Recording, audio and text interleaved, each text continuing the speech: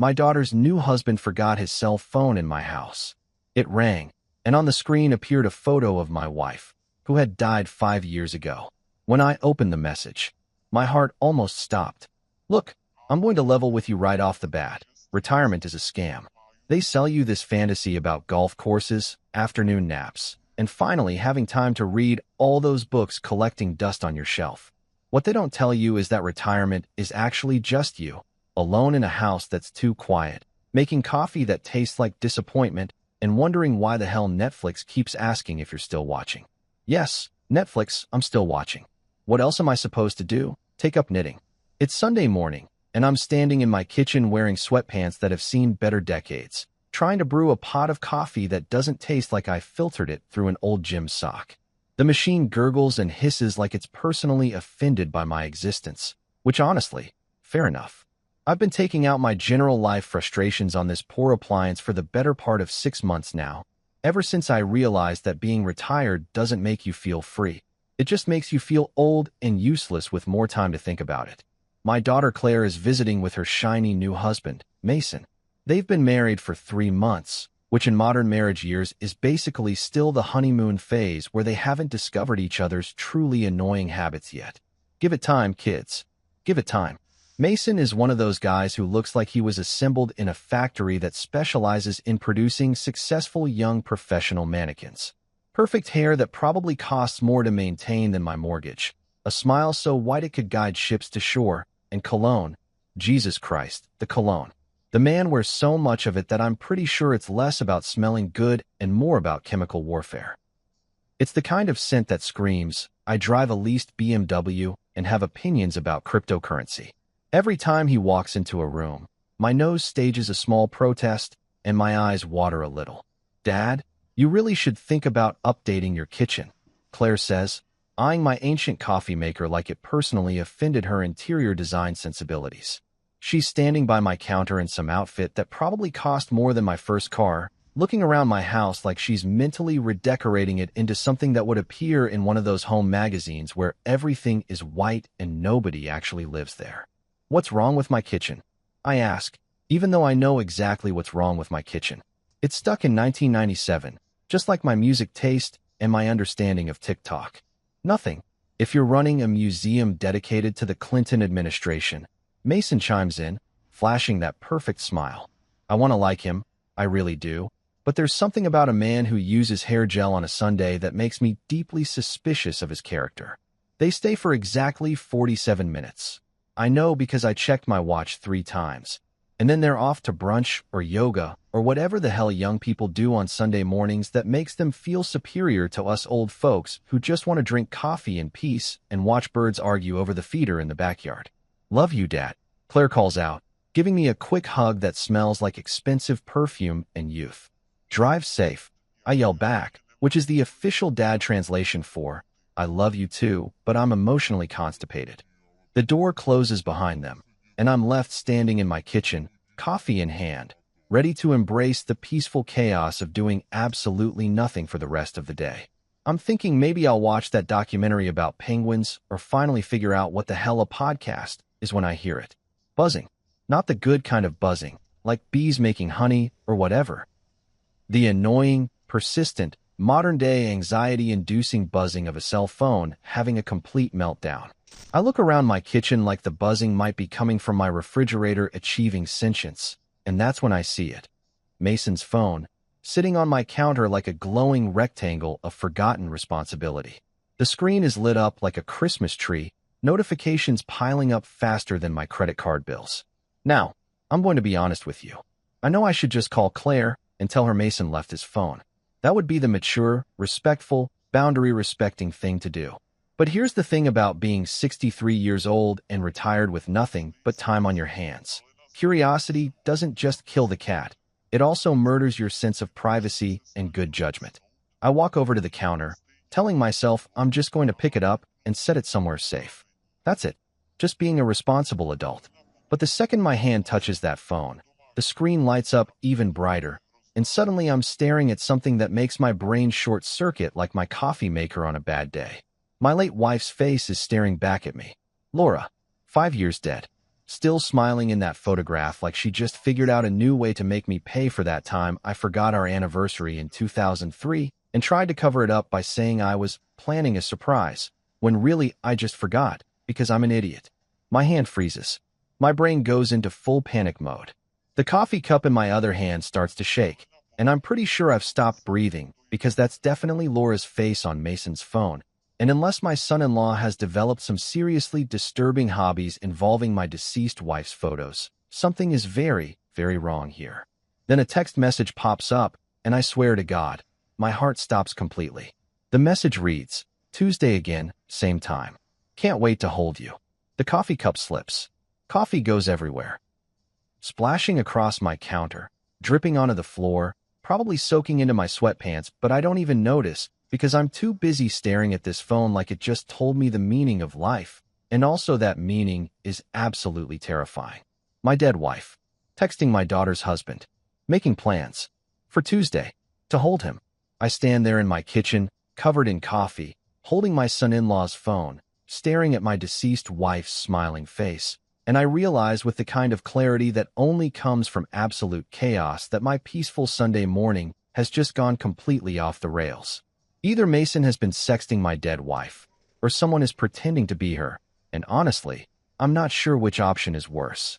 All I know is that retirement just got a hell of a lot more interesting, and I'm going to need more coffee. A lot more coffee. So here's the thing about human nature that nobody wants to admit. When someone tells you not to do something, especially when that someone is your own conscience, you're going to do it anyway. It's like when the doctor says, "Don't Google your symptoms," and then you immediately go home and convince yourself you have a rare tropical disease, even though you haven't left Ohio in 3 years. We're all idiots, basically, and I'm about to prove it spectacularly. I'm standing in my kitchen, still dripping coffee like some kind of caffeinated water fountain, holding Mason's phone like it's a live grenade, telling myself in my most authoritative internal voice, "Do not unlock this phone. Whatever's on here is none of your business. Put it down. Call Claire. Be a mature adult about this situation." You know what I do next? I unlock the phone. Obviously. In my defense, and I'm really reaching here, I need to know if my dead wife is somehow involved in whatever fresh hell is happening. And the only way to know that is to completely violate my son-in-law's privacy and probably several federal laws in the process. If this goes south, at least I'll have an interesting story to tell my cellmate. The phone asks for a passcode. I stare at the screen, watching it blink at me expectantly, and I'm about to give up because what are the odds I'm going to guess Mason's passcode on the first try? Then I remember something Claire mentioned during one of her rambling wedding planning sessions that I'm mostly tuned out while pretending to care about napkin colors. Mason wanted their wedding date to be on Claire's birthday because he thought it was romantic. I type in Claire's birthday. 6 digits. May 14th. The phone unlocks. Rookie mistake. Mason. I mutter to my empty kitchen, feeling simultaneously proud of my detective skills and deeply disturbed by how easy that was. This is the guy who works in cybersecurity or finance or whatever the hell he does that requires business trips and expensive suits. You'd think he'd have better password hygiene, but apparently not. The home screen loads, and I'm immediately assaulted by approximately 7,000 notifications. This man has more apps than I have functioning brain cells right now. There's Instagram, Twitter, something called Slack that sounds vaguely threatening, and at least 4 different email accounts. Who needs 4 email accounts? That's not organization, that's paranoia with extra steps. But I'm not here for Mason's questionable app collection. I'm here for answers about why my dead wife's face is appearing on his phone with flirty text messages. So I navigate to his messages with all the confidence of a man who has absolutely no idea what he's doing, but is committed to the bid anyway. I find the conversation. It's listed under the contact name L. Just the letter L. Not Laura or mom's name that would be super creepy, or even a last name. Just L, which is either supposed to be discreet or Mason has the creativity of a brick. I tap on it, and the profile picture loads. There she is again. Laura, my wife, wearing that floral dress she absolutely hated. I remember that dress. She wore it exactly once to some charity function I dragged her to, and she complained the entire night about how it made her look like a couch from a retirement home. Her words, not mine. The fact that this is the picture someone chose is already weird because anyone who actually knew Laura would know she wouldn't be caught dead in that dress twice. Poor choice of words, considering. I start scrolling through the messages, and let me tell you, this is where things go from weird to, I'm definitely having a stroke, and this is all a hallucination territory. The text read like something out of a romance novel written by someone who's never actually experienced romance. I miss your laugh. You still smell like lilac. Can't wait to see you again, my darling. My darling. My darling. Laura never called anyone darling in her entire life. She called me jackass when I left my socks on the floor and idiot when I tried to assemble IKEA furniture without instructions. But darling? Never. Not once. Not even on our wedding day, when she was legally obligated to be nice to me. I keep scrolling, my thumb moving on autopilot while my brain tries to process what I'm seeing. Either Mason has developed a hobby in necromancy and figured out how to communicate with the dead via text message, which, honestly, if he could monetize that he'd make a fortune, or my late wife has been networking from the afterlife and has somehow figured out how to use a smartphone despite being, deceased. The messages go back months. Months.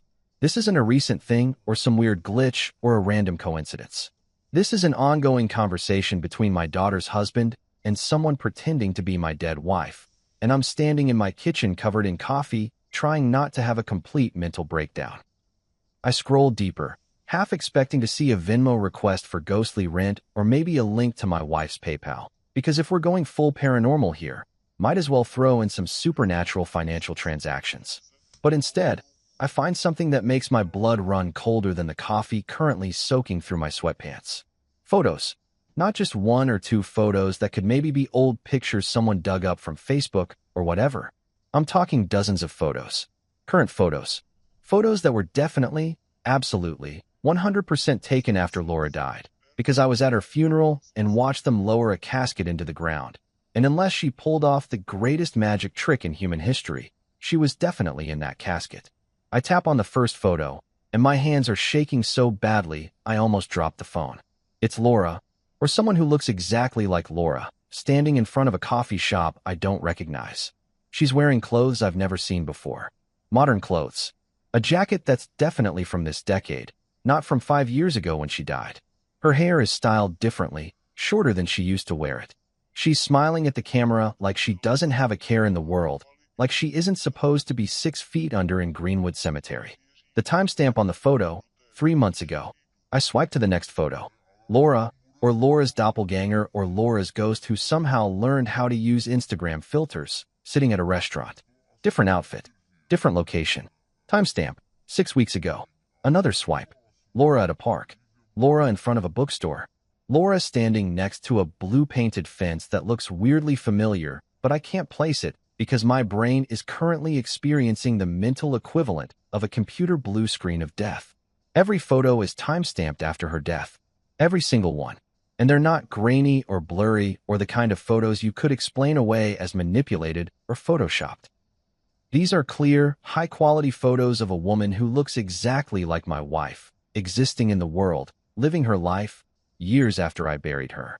I lean against my kitchen counter because my legs have decided they're done supporting my weight, and I'm pretty sure I'm either having a heart attack or the worst anxiety attack of my life, or possibly both simultaneously. My mind is racing through possibilities, each one more insane than the last. Option 1. Someone is catfishing Mason using my dead wife's identity, which raises the question of who has access to recent photos of a woman who's been dead for 5 years, and also why they're pretending to be her to seduce my idiot son-in-law. Option 2. Laura somehow faked her death, has been alive this whole time, and is now having an affair with our daughter's husband, which would make her both alive and the worst person in human history. Option 3. I'm currently having a psychotic break and none of this is real, and I should probably call someone professional to help me. Option 4. I'm in a Netflix true crime documentary, and this is the part where the creepy music starts playing and some narrator with a really serious voice says, and that's when everything changed. I stare at the phone, at my wife's face smiling back at me from beyond the grave, and I realize with absolute certainty that my peaceful retirement just became a full-blown investigation into either supernatural phenomena or the most messed up catfishing scheme in history. Either way, I'm going to need a lot more coffee and probably a lawyer. Maybe a priest too, just to cover all my bases. I don't sleep that night. Not a single minute. I just lie there in bed, staring at my ceiling like it might suddenly reveal the secrets of the universe. Or at the very least, explain why my dead wife is apparently texting my son-in-law about holding him on Tuesdays. The ceiling offers no answers, which is typical because nothing in my life has been straightforward since Laura died, or didn't die, or whatever the hell is happening here. By the time Monday morning rolls around, I look like something that crawled out of a discount horror movie. There are bags under my eyes that could qualify as luggage. My hair is doing this weird thing where it's simultaneously sticking up and falling flat. And I'm pretty sure I forgot to brush my teeth because my mouth tastes like I've been chewing on old gym socks. Retirement was supposed to make me look relaxed and rejuvenated. Instead, I look like the before picture in an antidepressant commercial. I've spent the entire night alternating between staring at Mason's phone and Googling things like, can dead people text, and how to tell if your wife faked her death, and signs you're losing your mind. The internet, as always, is spectacularly unhelpful and has only succeeded in convincing me that I'm either dealing with an elaborate hoax, a supernatural phenomenon, or a brain tumor.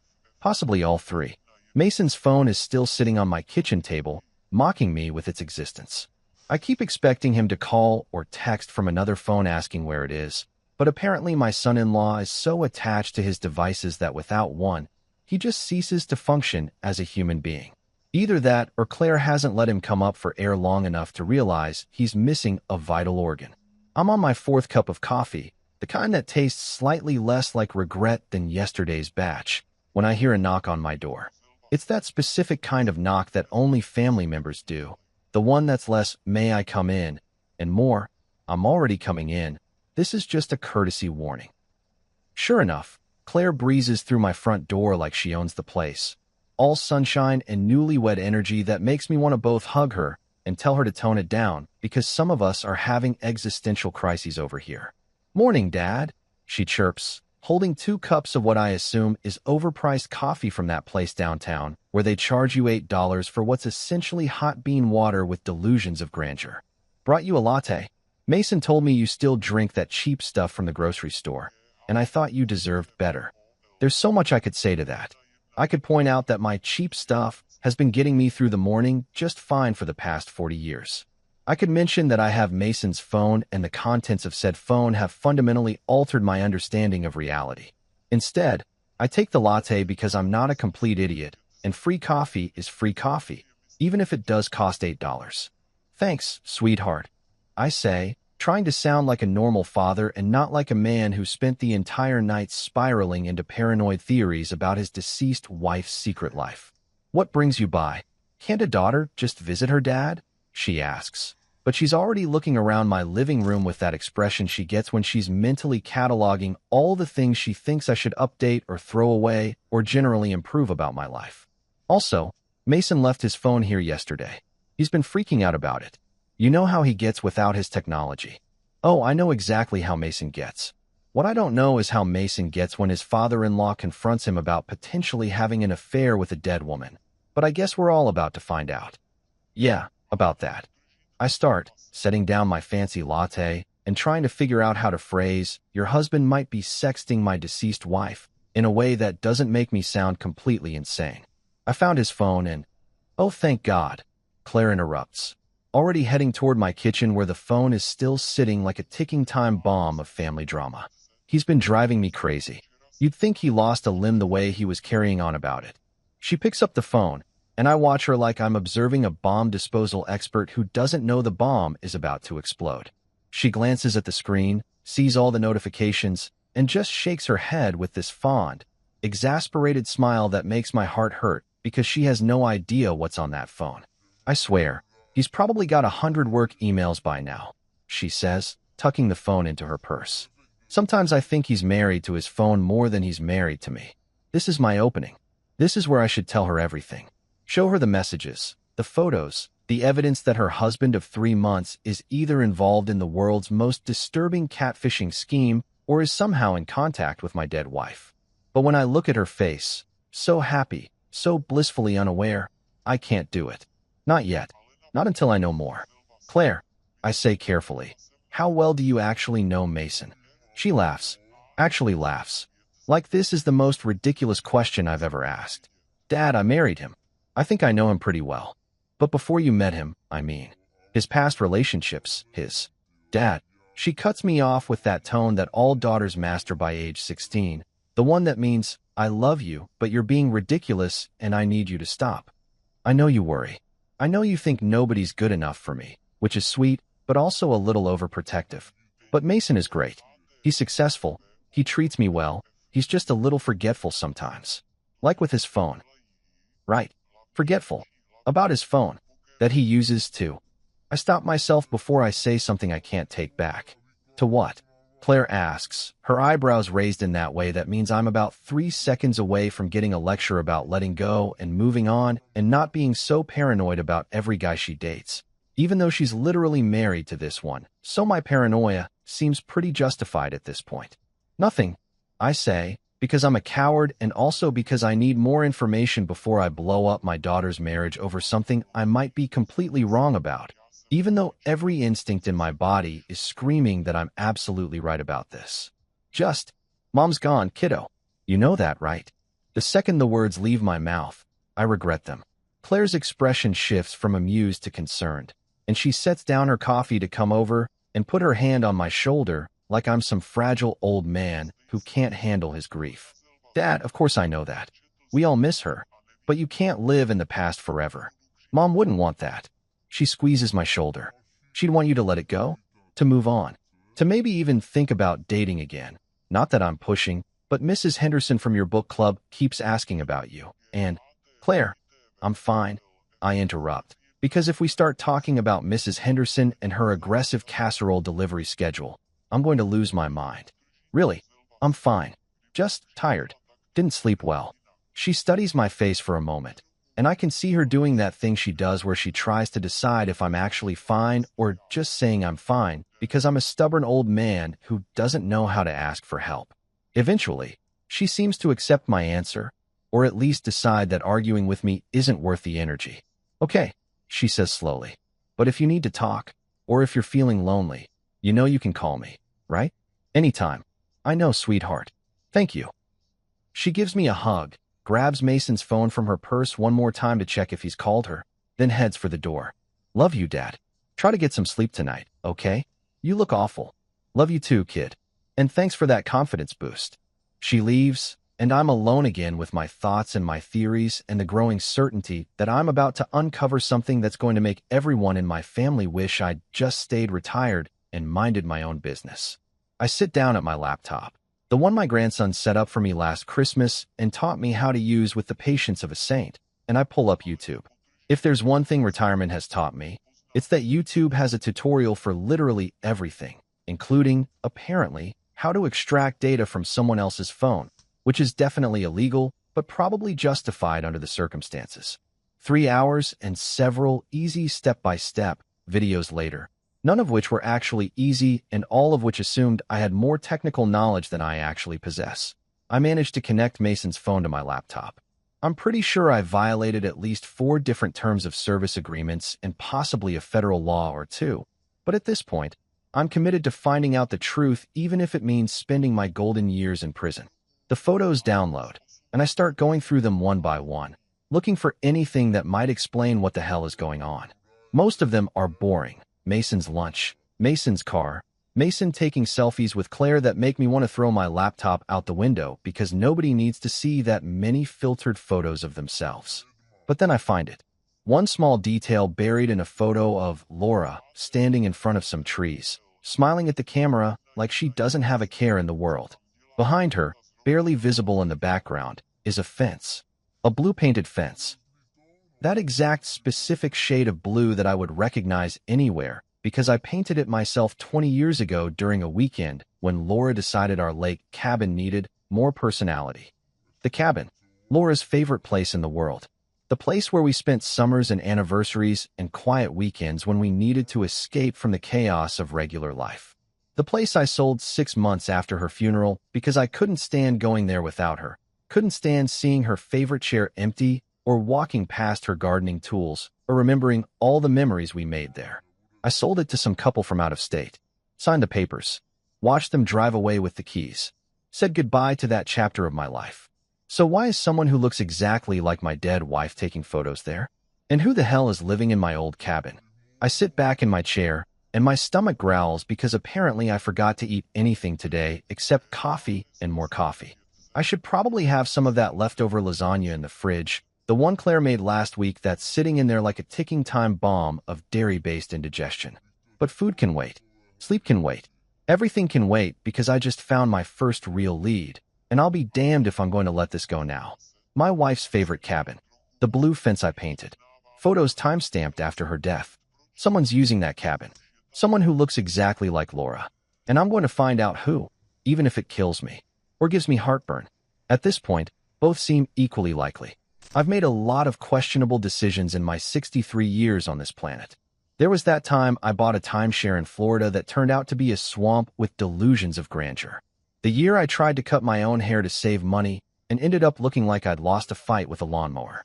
That incident with the home brewery kit that nearly blew up my garage. But calling Frank DeLuca at 7 in the morning to recruit him for amateur detective work might actually top the list. Frank answers on the fourth ring, sounding like he gargled with gravel and chased it with sandpaper. This better be good. I was having a dream about fishing and I actually caught something, which never happens in real life. So you just ruined my only source of accomplishment.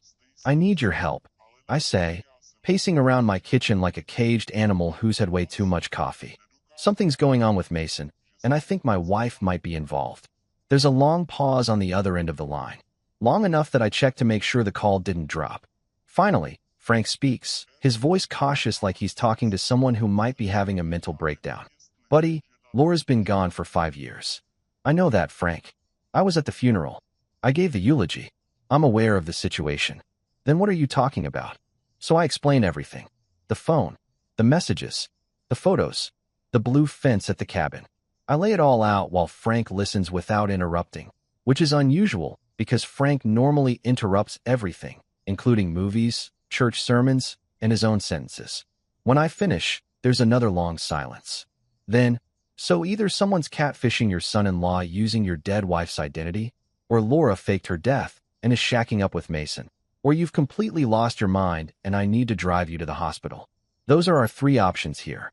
I'm not crazy, Frank. That's exactly what crazy people say. I should know. I arrested plenty of them. Frank retired from the police force 3 years ago after 30 years of service, which he now spends complaining about how the force has gone downhill and watching crime documentaries so he can yell at the TV about all the mistakes the detectives are making. But okay, let's say you're not crazy. What do you want me to do about it? I want to stake out Mason. See where he goes on Tuesdays. Follow him to the cabin if that's where he's going. I pause, then add, I need backup. Someone who knows what they're doing. I spent 30 years busting drug dealers and breaking up bar fights, Frank says dryly. The most cybercrime I ever investigated was some teenager stealing his neighbor's Wi-Fi password. But sure, I'll help you spy on your son-in-law. Not like I had anything better to do. My wife's been trying to get me to paint the garage for 6 months anyway, so this gives me a legitimate excuse to avoid it. We agree to meet at my house on Tuesday morning.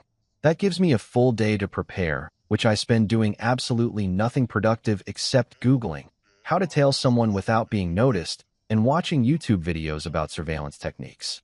Most of them seem to assume I have access to professional equipment and unlimited funds. I have neither. What I do have is a pair of binoculars I bought in 1987 for birdwatching and never used, a car that makes suspicious noises when it goes over 40 miles per hour, and determination bordering on obsession.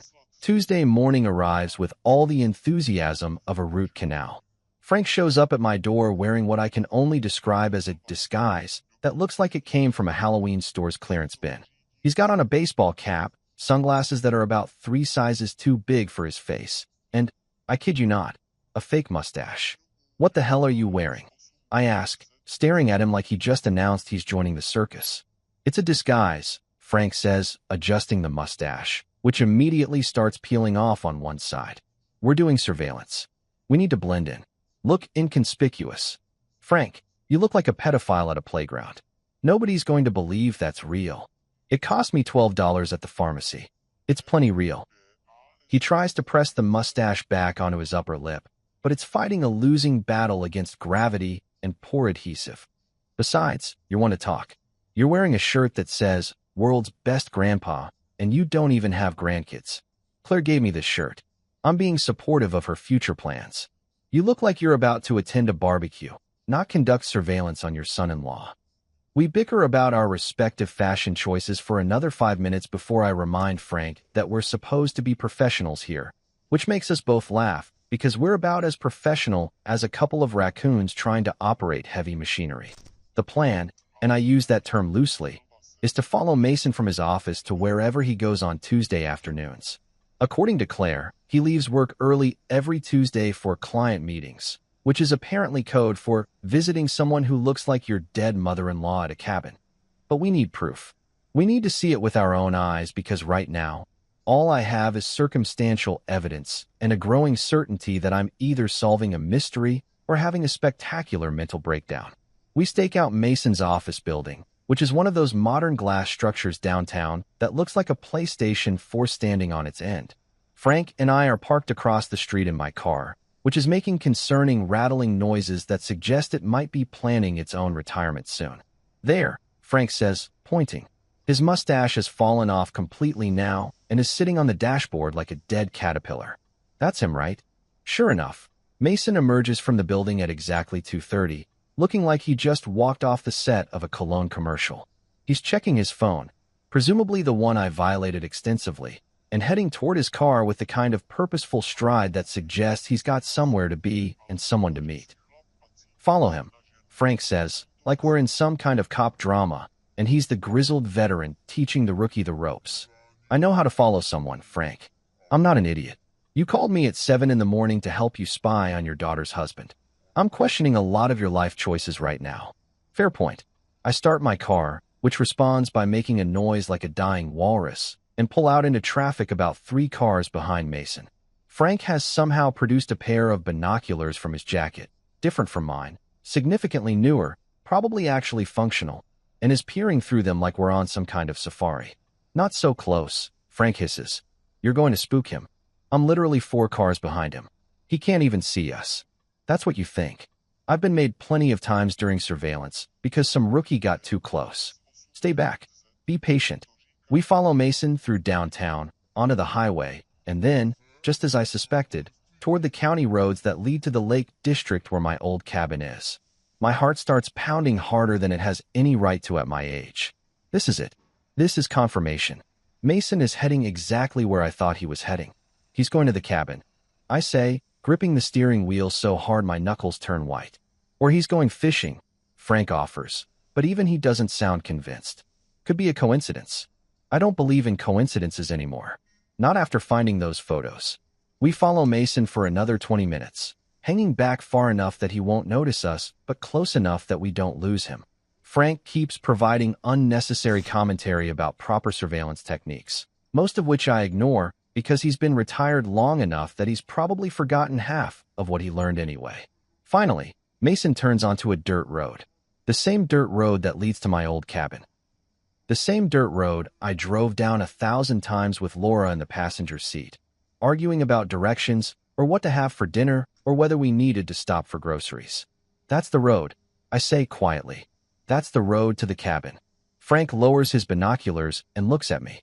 For once, he's not making jokes or complaining about his wife or his garage or anything else.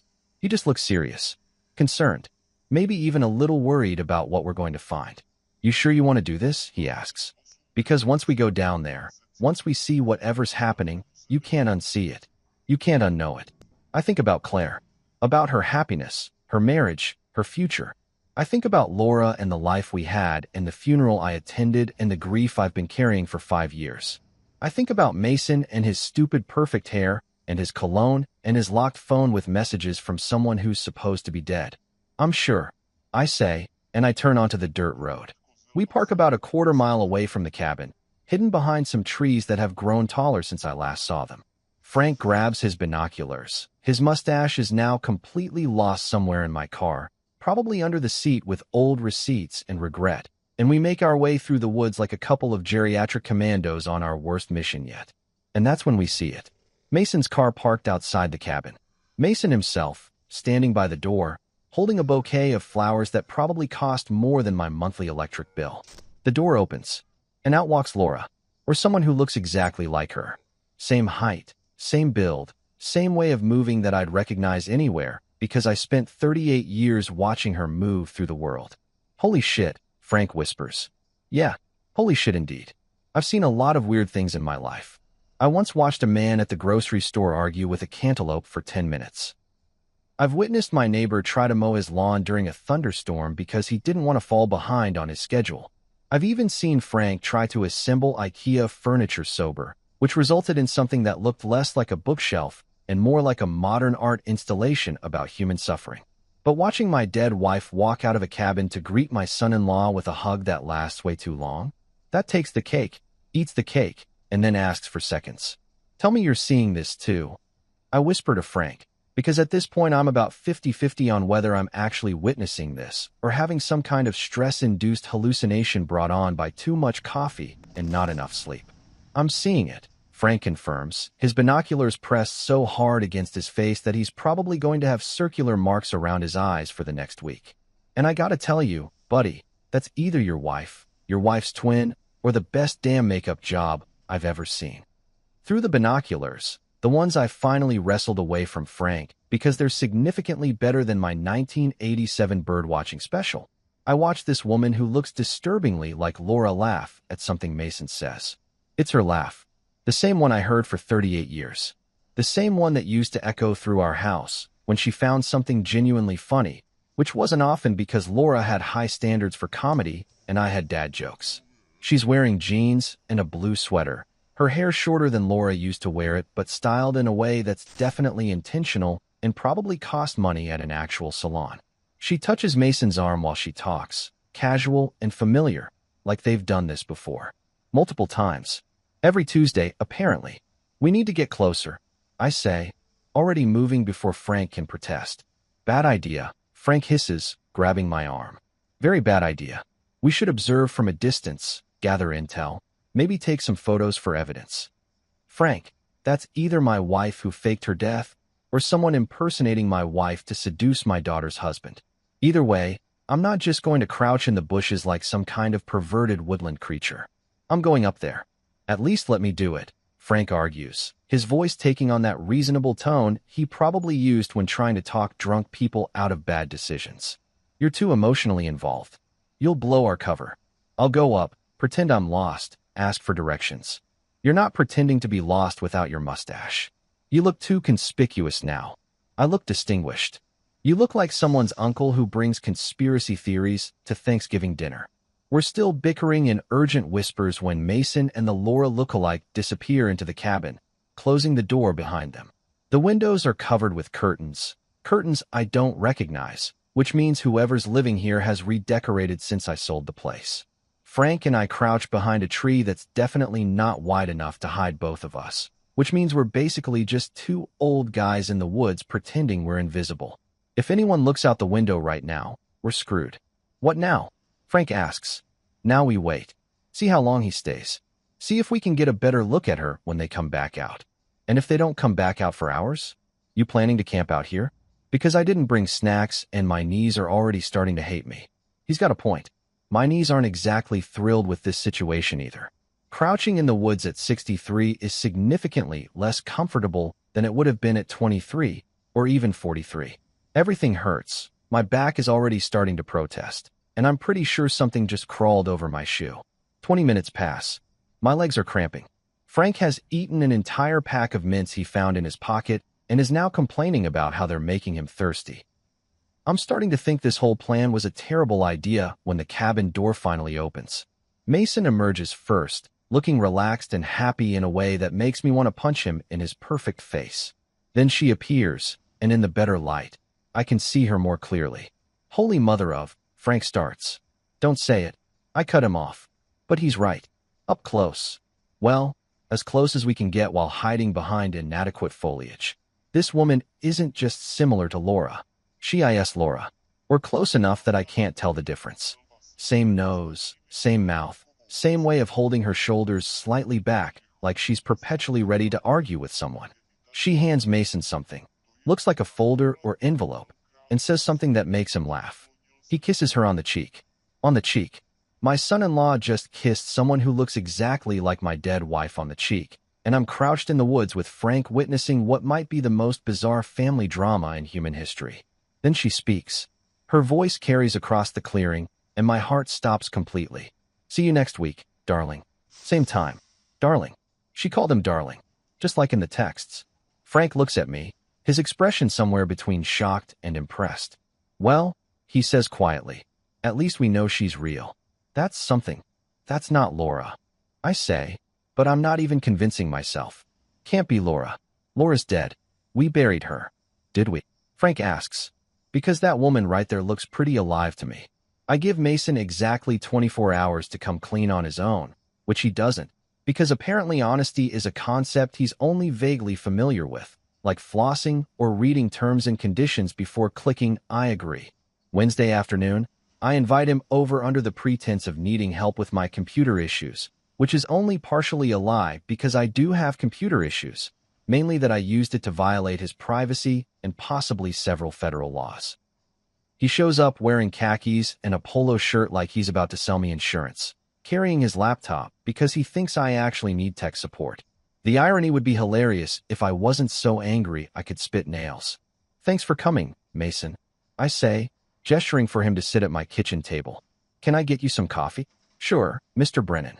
Thanks. He's using that voice people use when they think they're talking to someone who's technologically incompetent and possibly senile. So what's the problem with your computer? Oh, the computer's fine, I say, setting down a cup of coffee in front of him. It's working great, actually. Helped me discover all sorts of interesting things. Like, for instance, photos from your phone. The color drains from Mason's face faster than water down a broken garbage disposal. His hand freezes halfway to the coffee cup, and I swear I can actually see the moment his brain short-circuits trying to figure out how to spin this. What? I don't. My phone was here, but I didn't give you permission to. Permission?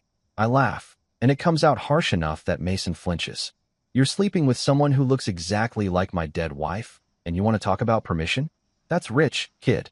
That's really rich. Sir, I think you're confused. Grief can make you see things, make you imagine. Buddy, I interrupt, leaning forward on the table. I've seen tax forms scarier than you. Don't try to gaslight me. I'm old, not stupid. There's a difference. Mason's practically vibrating with anxiety now, his leg bouncing under the table like he's trying to tap out Morse code for help me. Sweat is forming on his forehead, and I'm pretty sure if I had any houseplants, he could water them just by standing near them. Mr. Brennan, I can explain. Then explain. Because right now, the way I see it, you've been having an affair with someone who's either impersonating my deceased wife or my deceased wife, and I can't decide which option makes me want to strangle you more. He takes a shaky breath, and I can see him cycling through his options. Deny everything, run away, fake a heart attack. Instead, he does something I don't expect. He deflates completely, shoulders slumping like someone let all the air out of his ego. Her name is Lucy, he says quietly, staring at his untouched coffee. I met her at a grief support group 6 months ago. She introduced herself as Laura, said she'd been on a spiritual retreat after faking her death to escape some dangerous situation. I know how it sounds, but she knew things. Personal things about your family. About you. A spiritual retreat. I can feel my blood pressure rising to levels that would concern my doctor. A spiritual retreat. And you bought that? You didn't think to maybe fact-check this information? Google her? Ask literally anyone. I thought fact-checking was more of a journalist thing. Mason mumbles, and I have to grip the edge of the table to keep from throwing my coffee at him. It's a human thing, Mason. It's called using your brain. It's called not being a complete. I stop myself, take a breath, count to 5 because 10 seems excessive. Did you ever think about what this would do to Claire? To our family? Did you think at all? Or were you too busy being seduced by a woman claiming to be your mother-in-law? She's not. We weren't. It wasn't like that. Mason's face is bright red now, and he's talking too fast, words tumbling over each other. She said she needed help, that she couldn't reveal herself yet, that there were people looking for her. She asked me to keep it secret just until she could figure things out. I was trying to help. Help? I stand up because sitting is no longer containing my rage. You were helping by sneaking around with her every Tuesday? By kissing her outside a cabin? By calling her darling in text messages? I was just being friendly. If stupidity were a crime, Mason, you'd get life without parole. No chance of parole. They'd throw away the key and use your case as a warning to others. Mason looks like he might actually cry, which would normally make me feel bad, except I'm too busy being furious and confused and trying to figure out who the hell Lucy is and why she's pretending to be my dead wife. I'm sorry, he whispers. I'm so sorry. I didn't mean. I thought I was doing the right thing. Yeah, well, the road to hell is paved with idiots who thought they were doing the right thing. I sit back down, suddenly exhausted. We're going to fix this. Together. And then you're going to tell Claire everything. Because I'm not keeping this secret for you. She'll leave me. Probably. But that's what happens when you make catastrophically stupid decisions. Mason is still sitting at my kitchen table looking like a kicked puppy who just realized he ate homework that wasn't his to eat. And I'm pacing back and forth trying to decide if I should call Claire right now or wait until I have more information. Part of me wants to protect my daughter from the truth for as long as possible, and the other part of me, the angry, vindictive part, wants to call her immediately just to watch Mason squirm. I'm about to make this decision when there's a knock at my door. Not Claire's knock. Not Frank's knock. This one is measured, calm, almost polite. The kind of knock that suggests the person on the other side is either very civilized or very dangerous. And honestly, at this point in my week, it could go either way. Mason's head snaps up, his eyes going wide with panic. That might be. Don't answer it. Please don't answer it. Oh, I'm absolutely answering it. I say, already heading for the door. At this point, I don't care if it's the FBI, the IRS, or Girl Scouts selling cookies. Actually, I hope it's Girl Scouts. I could use some thin mints to get through this nightmare. I open the door, and there she is. Laura. Or Lucy. Or whoever the hell this woman is who's been pretending to be my deceased wife and turning my retirement into a psychological thriller I never asked to be part of. She's standing on my porch holding a basket of muffins like she's some kind of suburban Martha Stewart who definitely hasn't been catfishing my son-in-law and impersonating dead people. The muffins smell like blueberries and fresh-baked lies. Hello, Richard, she says, and her voice is Laura's voice, but not quite. Like someone doing a really good impression, but missing some essential quality I can't quite name. I think we need to talk. I stare at her, then at the muffins, then back at her. My brain is doing that thing where it tries to process too much information at once and just sort of gives up and starts playing elevator music instead. Murderers don't bake, right? I finally say, which is possibly the stupidest thing I've ever said, and I once told a cop that I couldn't have been speeding because my car wasn't capable of going that fast, which was both a lie and an insult to my own vehicle. She smiles, Laura's smile, but different, and walks past me into my house without invitation, which is either incredibly rude or incredibly brave considering I'm still debating whether to call the police, a priest, or a psychiatric hospital. Mason has gone completely white. Like printer paper white. The kind of white that suggests his soul has left his body and is probably halfway to Mexico by now, leaving just an empty shell of a man who made terrible life choices. Lucy, he croaks. What are you doing here?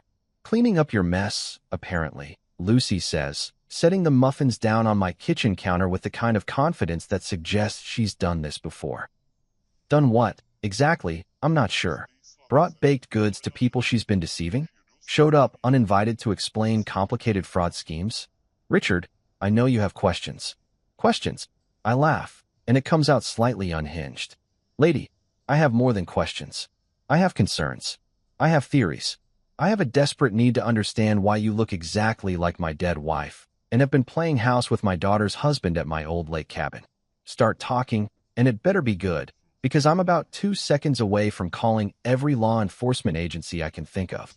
She sits down at my kitchen table like we're about to have a casual chat about the weather, not a confrontation about identity theft and possible fraud. Mason looks like he wants to melt into the floor.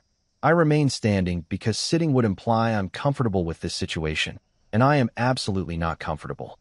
My name is Lucy Brennan, she begins, and that last name hits me like a slap. I'm Laura's twin sister. Identical twin. And before you say you didn't know Laura had a twin, That's because we were separated as children and placed in different families through a very complicated situation involving witness protection. I open my mouth. Close it. Open it again. I must look like a fish that's having an existential crisis. Witness protection. Twin sister. You expect me to believe. I don't expect you to believe anything. Lucy interrupts calmly. I'm just telling you the truth. Laura and I were switched at various points in our lives as part of a protection program involving our biological father's testimony against a fraud ring. Your late business partner, Harold Mitchell, was part of that ring. Harold. The name lands like a brick through a window. Harold Mitchell, my business partner for 15 years until he died in a car accident 3 years ago. Harold, who always seemed to have money problems despite our business doing well. Harold, who Laura never liked and never trusted. You're telling me Harold was involved in fraud? I sit down now because my legs have decided they're done supporting my weight during this conversation. And that somehow involves you pretending to be Laura? I wasn't pretending to be Laura, Lucy says. I was trying to expose the people Harold was working with. They're still operating, still running scams, and they've been targeting families connected to the original case, including yours. I needed access to information, connections, anything that could help me build a case against them. So you seduced my son-in-law. I gesture at Mason, who looks like he wishes he could disappear into another dimension. That was your brilliant plan. I didn't seduce anyone, Lucy says sharply. Mason approached me at a grief support group. I saw an opportunity to get close to your family without revealing who I really was. I told him I was Laura, back from hiding, and he believed me because she glances at Mason with something that might be pity or might be contempt. He's not very good at critical thinking. Hey, Mason protests weakly, but nobody pays attention to him. This is insane, I say, rubbing my temples where a headache is forming that's going to require prescription medication and possibly a vacation. This sounds like a plot from a daytime TV show. A bad daytime TV show. The kind that gets canceled after one season. I know how it sounds, Lucy says. But it's the truth. I have documentation. Proof. Everything you need to verify what I'm saying. I was going to come to you eventually, but I needed more time to gather evidence. And then Mason complicated things by being an idiot? I suggest. I was going to say emotionally vulnerable and easily manipulated. But yes, essentially an idiot. The front door bursts open. I really need to start locking that thing. And Frank barges in, slightly out of breath, holding something in his hand that takes me a moment to recognize as his fake mustache from yesterday's surveillance adventure. I knew it. Frank announces triumphantly, waving the mustache like a trophy. I told you she was trouble. I could sense it. 30 years on the force, you develop instincts about these things. Frank, you thought she was a ghost. A troublesome ghost. I was partially right. He notices Lucy sitting at my table and points at her dramatically. You? I saw you at the cabin. You're the Laura imposter. I'm not an imposter, Lucy says with impressive patience. I'm Laura's identical twin sister, and I'm trying to expose a fraud ring. Frank blinks. Processes. Blinks again. Well, that's new information. You think. I mutter. Mason, who has been silent for the past several minutes, suddenly makes a small whimpering sound. We all turn to look at him just in time to see his eyes roll back in his head. He doesn't faint metaphorically or dramatically. He just goes down like a sack of potatoes, sliding off his chair and hitting my kitchen floor with a thud that makes me wince because that's definitely going to bruise. Oh, for crying out loud. I sigh, staring at my unconscious son-in-law sprawled on my linoleum. Frank, get some water. Lucy, I don't suppose those muffins have any magical properties that make complicated family situations less complicated? They're just blueberries, Lucy says apologetically. Figures, I say. Nothing in my life can be simple. Not even the baked goods. Frank returns with water, and we manage to revive Mason, who comes to looking confused and embarrassed, which is probably how he should look given the circumstances. He sits on my floor, leaning against the cabinet, holding a wet dishcloth to his forehead while the three of us, me, Frank, and the woman who may or may not be my dead wife's twin sister, stand around trying to figure out what the hell happens next. So, Frank says, breaking the awkward silence. Anyone want a muffin? Because they actually smell pretty good, and I skipped breakfast. I look at Lucy, at Frank, at Mason on my floor, at the basket of muffins that started this whole conversation. Sure, I say because at this point, why not? Let's have muffins while we discuss fraud rings and witness protection and whatever other insanity is about to get revealed. This is my life now. This is what retirement looks like. Lucy reaches for the basket, and I notice her hands are shaking slightly. For the first time since she walked through my door, she looks uncertain. Human. Less like a con artist, and more like someone who's in over her head in a situation that got away from them. For what it's worth, she says quietly, handing me a muffin, Laura really loved you. She talked about you all the time. That's how I knew so much. How I could pretend. She was my sister, and I miss her too. And just like that, my anger deflates a little. Not completely.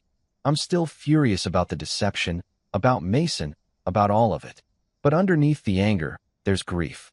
Old grief, meeting new complications, and somewhere in all of this mess, the memory of a woman I loved who apparently had a whole secret twin sister I never knew about. The muffins better be good. I say, because I don't know what else to say. They are. They're actually pretty damn good. Which somehow makes everything worse. We're halfway through the muffins, which are criminally delicious for being brought by someone who's been living a lie. When Lucy drops the next bomb in what's becoming a Michael Bay film of revelations. There's something else you need to know, she says, picking at her muffin like she's trying to disarm it. About Laura. About the funeral. I freeze with a piece of muffin halfway to my mouth. What about the funeral? Lucy takes a deep breath, the kind people take before they say something that's going to fundamentally alter someone's understanding of reality. I've seen that breath before. It's the same one the doctor took before telling me Laura had stage 4 cancer. The same one the funeral director took when going over casket options. Nothing good ever follows that breath. Laura wasn't dead when you buried her, Lucy says. Or rather, you didn't bury Laura. You buried someone else. The muffin falls from my hand. Just drops straight onto my kitchen table, crumbling into pieces that seem weirdly symbolic of my mental state right now. Frank stops mid-chew, his mouth hanging open in a way that would be comical if this wasn't the most insane thing I've ever heard. Excuse me. I manage to say, though my voice sounds like it's coming from very far away, possibly from another dimension where things make sense. A body double? You're telling me I attended a funeral for a body double.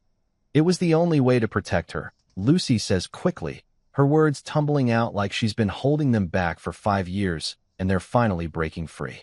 The money laundering network Harold was involved with, they were closing in on Laura. She knew too much, had seen too much. Harold tried to keep her out of it, but once you're in that world, there's no clean exit. They threatened her. Threatened you. Threatened Claire.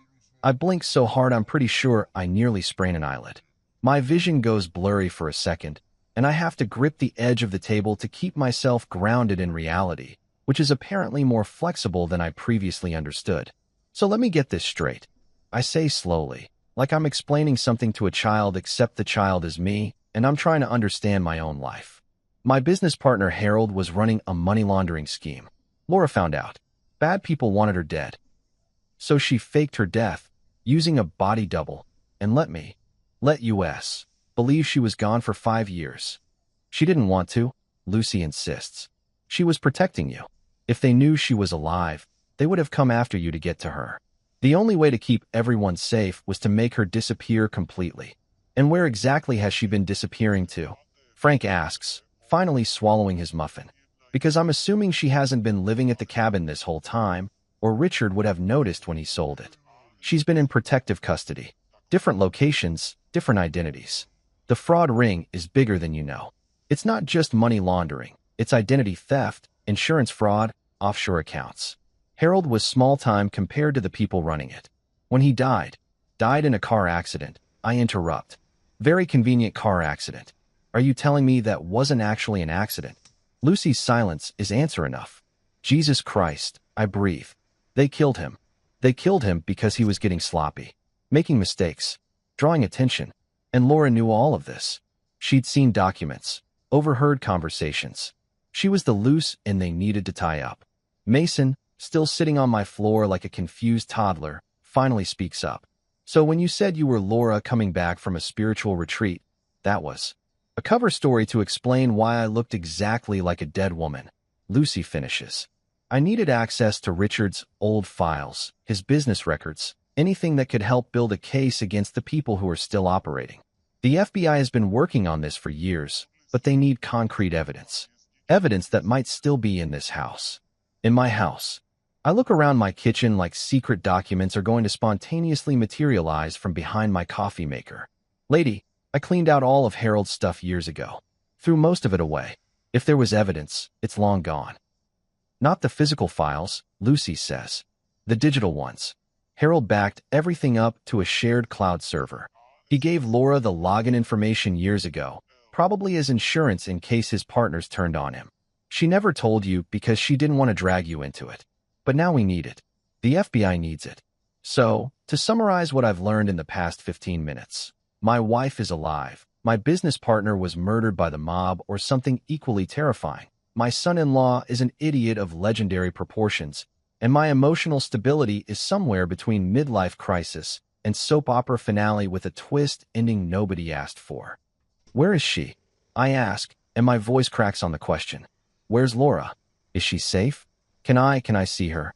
Lucy's expression softens, and for the first time since she walked through my door, I see genuine emotion in her eyes. Sympathy, maybe even sadness. She wants to see you.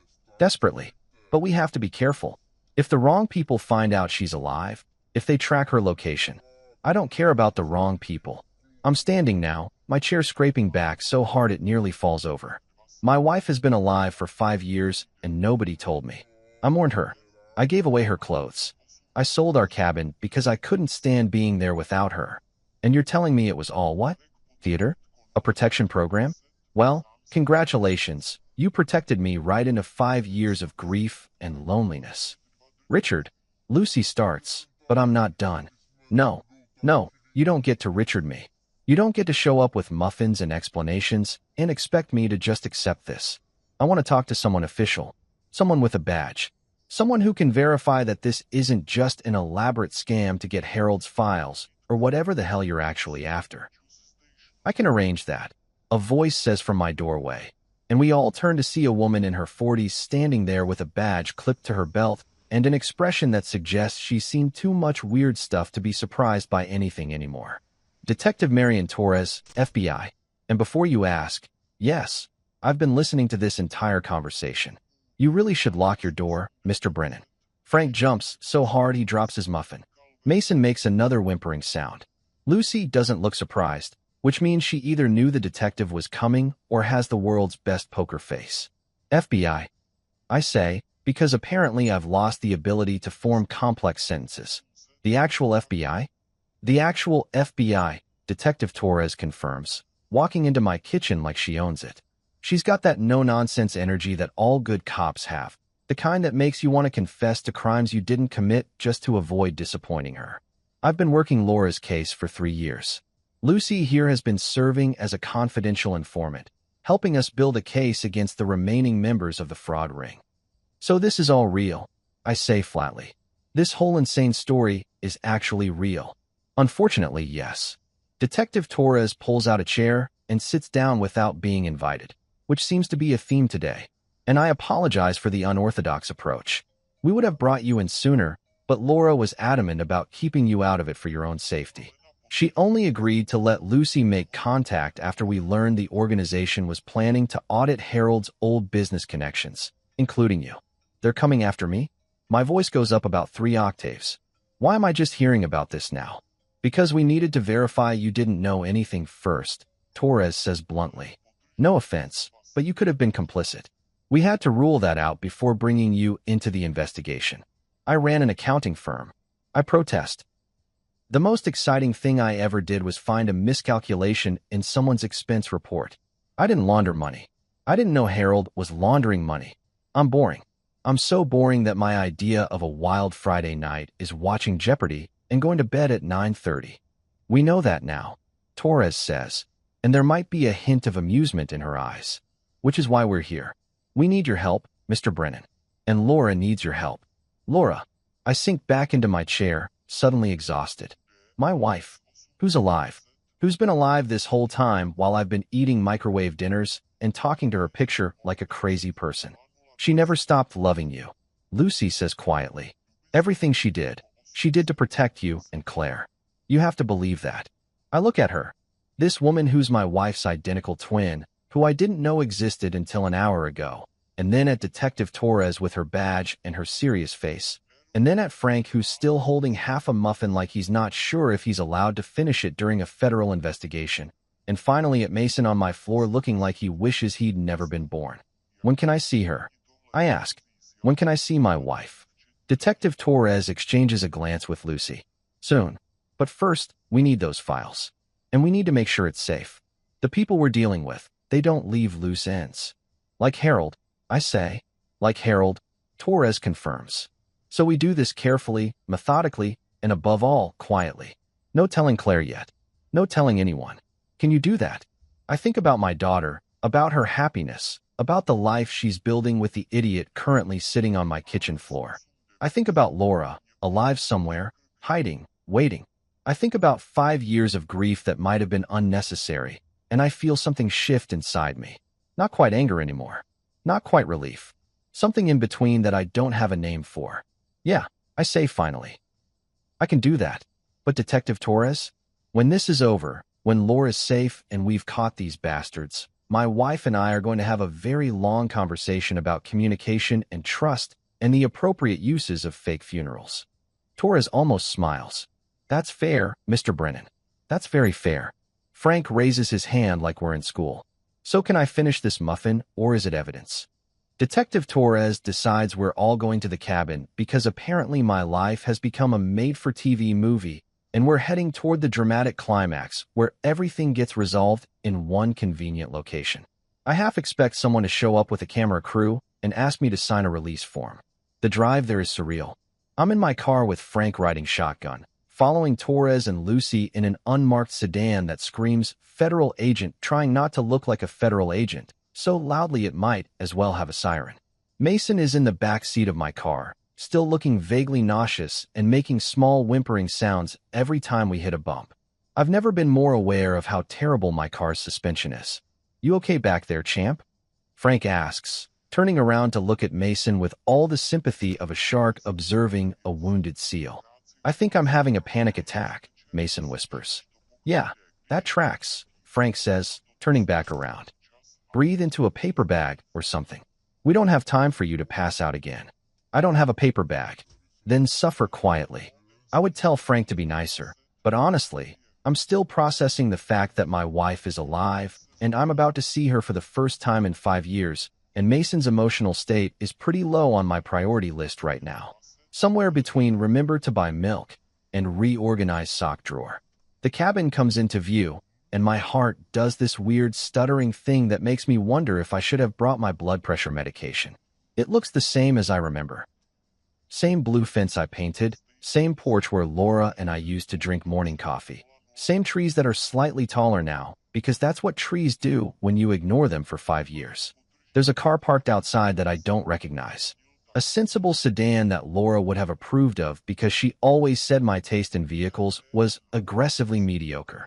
Detective Torres parks and gets out, immediately going into what I assume is cop mode, scanning the area, checking her phone, talking into her radio in that low-voice law enforcement people use when they're coordinating things. Lucy gets out more slowly, looking at me through the windshield with an expression that might be apologetic or might be nervous. Hard to tell. Everyone stays calm. Torres announces once we're all standing in front of the cabin like the world's most dysfunctional intervention group. Mr. Brennan, your wife is inside. She's aware you're coming. She's nervous. She's nervous? I laugh, and it comes out slightly unhinged. She's been alive for 5 years and I thought she was dead, but she's nervous? That's precious. Richard, Lucy starts, but I hold up my hand. No, I don't want to hear it. I just want to see my wife and figure out if I'm going to hug her or yell at her or possibly both simultaneously.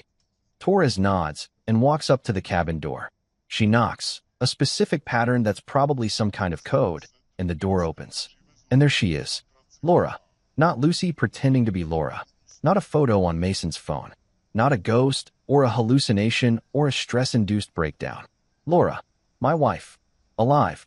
Standing in the doorway of our old cabin wearing jeans and a sweater I've never seen before, her hair shorter than she used to wear it, a few more lines around her eyes, but unmistakably, undeniably her.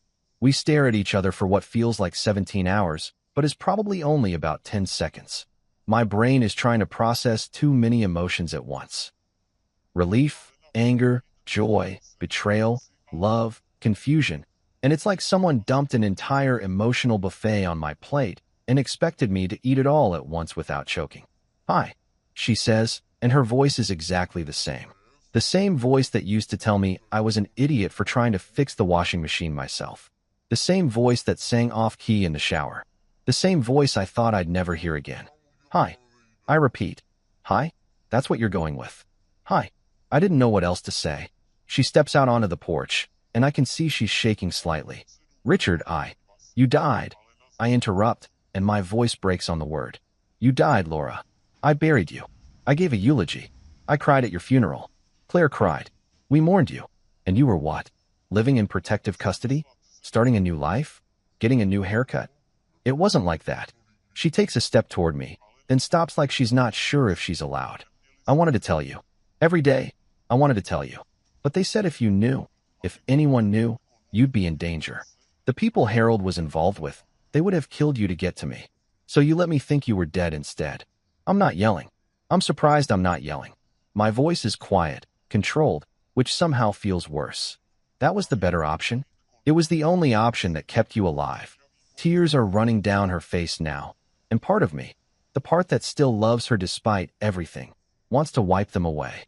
The other part wants to keep standing here, maintaining this distance, because if I get too close I might fall apart completely. "I'm so sorry. I'm so sorry."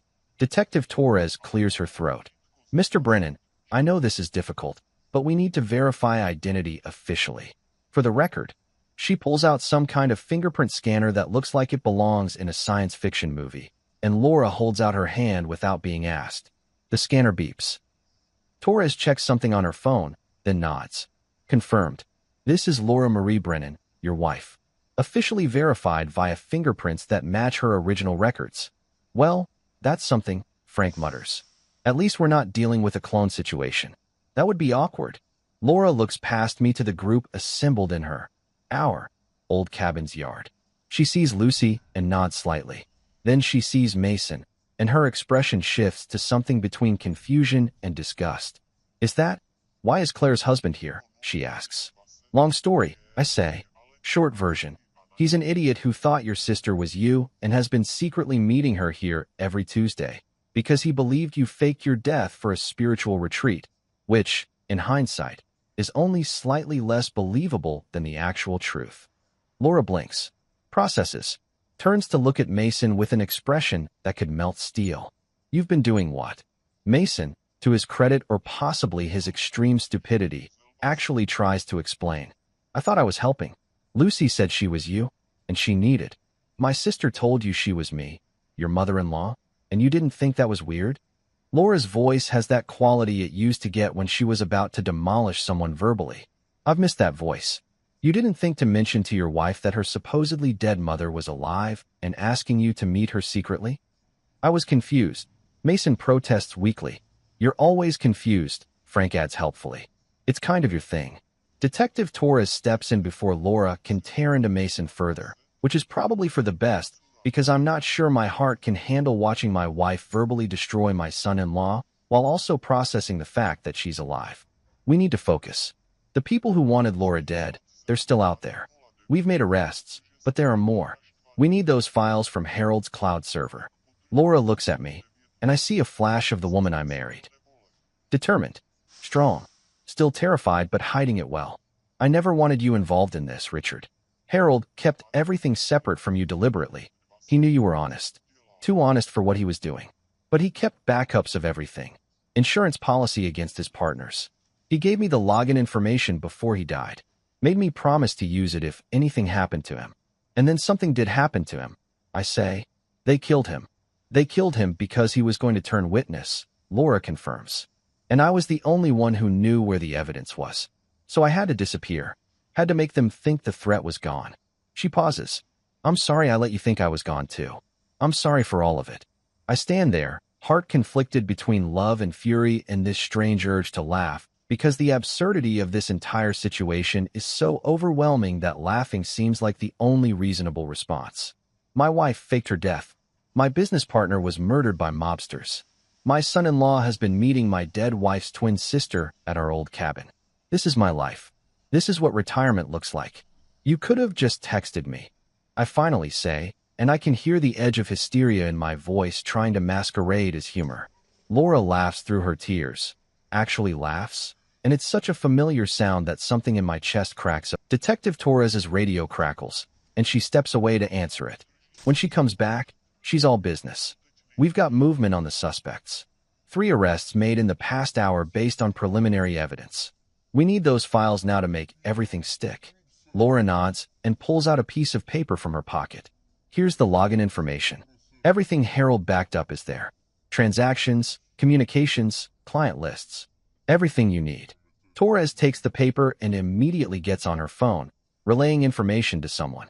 Within minutes, there are more cars pulling up, actual FBI agents with windbreakers that say FBI on them because subtlety is apparently not required anymore. The next hour is a blur of activity. Agents going in and out of the cabin. Torres coordinating arrests. Someone setting up a laptop to access Harold's files. Frank eating another muffin that Lucy apparently brought multiple baskets of.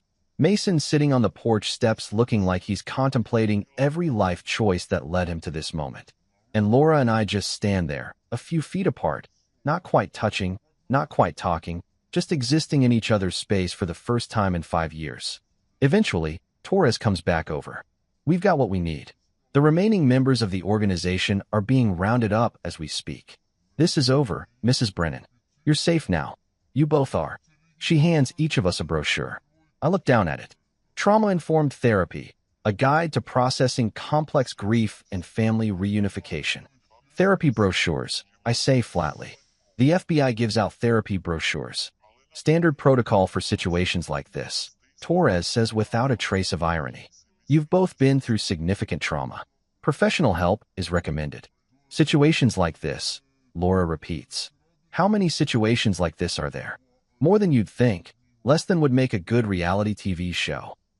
Months later, I'm standing in a church watching my daughter renew her vows with the man who thought having a secret relationship with his supposedly dead mother-in-law was a reasonable life choice.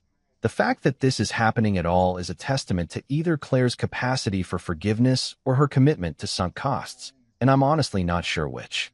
The therapy brochures Detective Torres gave us weren't just suggestions, they were requirements. Laura and I have been attending couples counseling with Dr. Patricia Henderson, a woman who has the patience of a saint and the ability to make both of us feel like we're crazy without actually saying we're crazy. It's a gift, really.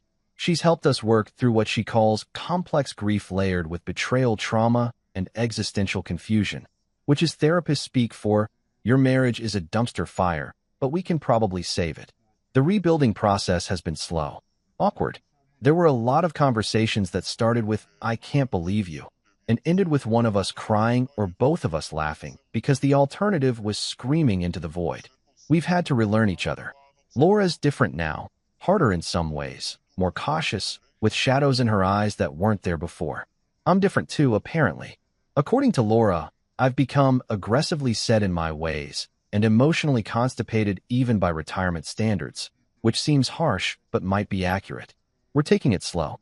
She moved back into the house 3 months ago, but she has her own room because Dr. Henderson said something about establishing boundaries and rebuilding intimacy gradually, which I think means we're basically roommates who used to be married and might be married again if we can figure out how to be in the same space without one of us bringing up the fake funeral. Claire found out the truth about 2 weeks after the cabin showdown. We sat her down. Me, Laura, and Detective Torres, because apparently we needed professional backup to tell my daughter that her mother wasn't actually dead and her husband was an idiot. Claire went through what Dr. Henderson would probably call the stages of grief in reverse, starting with disbelief, cycling through anger, and eventually landing on a kind of exhausted acceptance that her family is functionally insane. She almost left Mason. Should have left Mason, in my opinion, but I kept that opinion to myself because Dr. Henderson said something about supporting Claire's agency and avoiding patriarchal control patterns.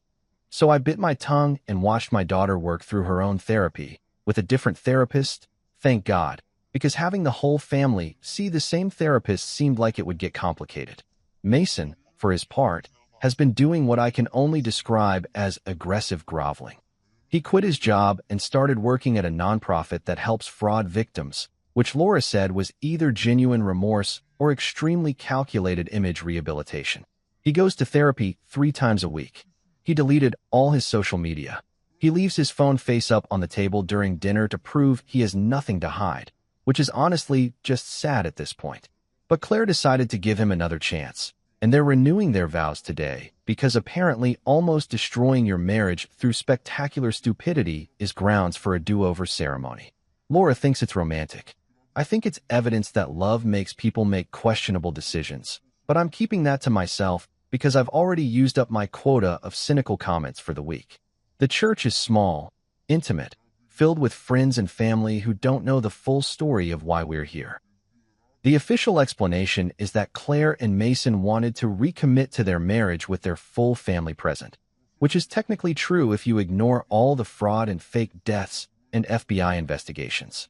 Laura is sitting next to me in the front pew, wearing a blue dress that makes her look almost exactly like she did at our wedding 38 years ago, except for the shorter hair and the lines around her eyes, and the general air of someone who's been through witness protection. She reaches over and takes my hand, and I let her, because despite everything, despite the anger and the grief and the 5 years of loneliness, I still love her. I'm still furious with her about half the time, and she's still frustrated with me for being emotionally unavailable and passive-aggressive about the whole death-faking thing, but we're working on it. Claire walks down the aisle looking radiant in a simple white dress, and Mason stands at the altar looking like a man who knows he doesn't deserve a second chance, but is grateful he's getting one anyway. The ceremony is short, sweet, and remarkably free of drama, which is a nice change of pace for our family. The reception is at some fancy venue Claire picked out that probably cost more than my first car. There's a DJ playing music that's too loud, food that's trying too hard to be fancy, and an open bar that's getting more action than it should at 4 in the afternoon. Frank is already 3 drinks in and telling anyone who'll listen about how he cracked the case of Laura's disappearance, conveniently leaving out the part where he thought she was a ghost and wore a fake mustache to a stakeout. When it's time for toasts, Frank stands up with a microphone and a confidence that can only come from whiskey and poor judgment. "Ladies and gentlemen," he begins, swaying slightly. "I've known Mason for about a year now, and in that time, I've learned that he's a man of many talents. He's good at his job. He's devoted to Claire, and he's exceptionally skilled at making catastrophically stupid decisions that involve federal investigations." The room goes silent. Claire looks mortified. Mason looks like he wants to dissolve into the floor. Laura squeezes my hand so hard I lose feeling in my fingers. But Frank continues, apparently immune to social cues. He's also a man who's willing to admit when he's wrong, who's willing to do the work, who's willing to go to therapy 3 times a week and work at a nonprofit and generally grovel like his life depends on it. And honestly, that's more than I can say for most men his age. So here's to Claire and Mason. May their second attempt at marriage be significantly less complicated than their first. And may Mason's phone stay in his pocket where it belongs. He raises his glass.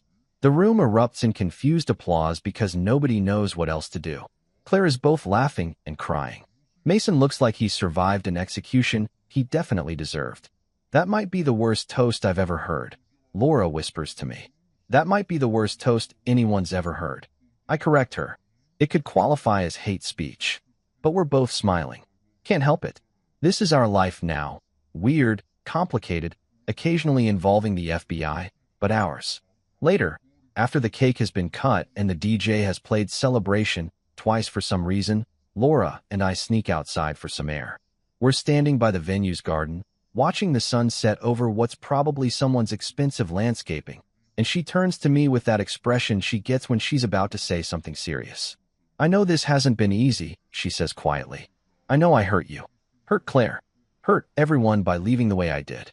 And I know that sorry isn't enough, will never be enough, but I need you to know that I thought about you every single day.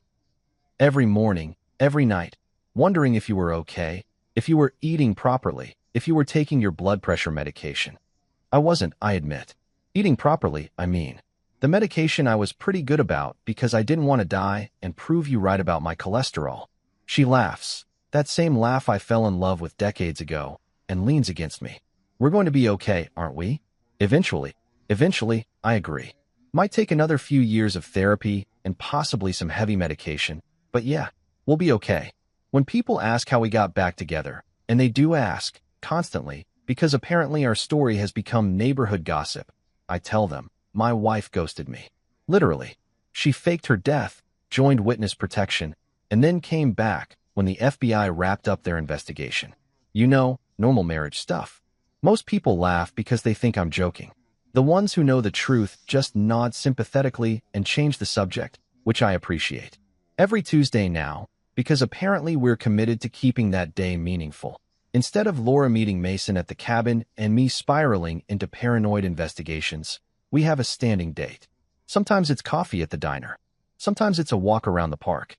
Sometimes it's just sitting in our living room, her reading a book while I watch whatever documentary Netflix is recommending, existing in the same space without the weight of secrets between us. And every Tuesday, I send Laura a text message that reads, "Still alive, still married, still annoyed." And she replies, without fail, "Still better looking than you." It's become our thing, our way of acknowledging everything that happened while also moving forward. Dr. Henderson says it's a healthy coping mechanism that demonstrates emotional growth, which means she approves but wishes we'd be less sarcastic about our trauma. Frank comes by every Sunday for coffee and to complain about how retirement is boring now that we're not investigating anything. Lucy visits once a month, always bringing baked goods and updates about the fraud case trials, which are apparently going well. Mason keeps his distance but sends awkward cards on holidays that say things like, "Thank you for not having me arrested," and "Hope you're both doing well. Sorry again about everything." Claire stops by twice a week, sometimes with Mason, sometimes without. She's found a new appreciation for our family's dysfunction, saying it's given her perspective on what a healthy marriage actually looks like, which I think is both a compliment and an insult, but I'll take it.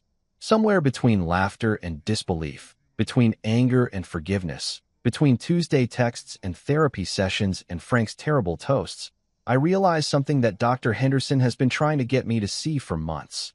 Life's crazy. Life's complicated. Life involves fake deaths and FBI investigations and son-in-laws who make spectacularly stupid decisions. But at least it's mine. At least it's ours. And somewhere in all this chaos, there's Laura, still annoying me, still making me laugh, still better looking than me even after everything we've been through. And honestly, that's enough. That's more than enough. That's everything.